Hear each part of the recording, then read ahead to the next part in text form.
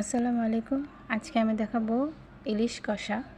প্রথমে একটা কড়াই নিব, কড়াই নিয়ে সরষের তেল দিয়ে দিব কড়াইয়ে। তেলটা গরম হওয়ার পরে দিয়ে দেব পেঁয়াজ বাটা। পেঁয়াজটা ভালো করে একটু কষাতে হবে। কষানো হয়ে গেলে তারপরে দিয়ে দেব হলুদ গুঁড়া,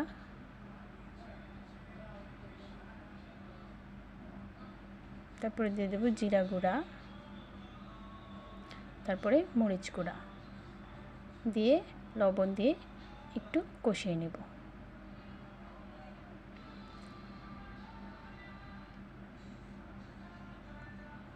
তারপর একটু পানি দিয়ে দেব। পানিটা দেওয়ার পরে তারপরে ইলিশ মাছগুলো এক এক করে দিয়ে দিব।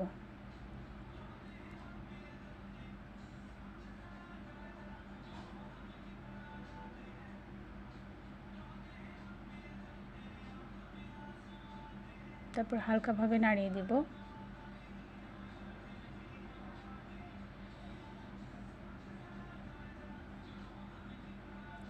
তারপরে দিয়ে দেব কাঁচামরিচ কুচি। তারপর উপরে নামানোর আগে ছিটিয়ে দেব কালো জিরে। তারপরে দেখুন ইলিশ কষাটা দেখতে কত লোভনীয় লাগছে। খুব সহজ রেসিপি, আপনারা একদিন ট্রাই করে দেখবেন, খেতে অনেক মজা হয়েছিল। ধন্যবাদ সবাইকে। আমার চ্যানেলটা সাবস্ক্রাইব করে পাশে থাকবেন। আসসালামু আলাইকুম।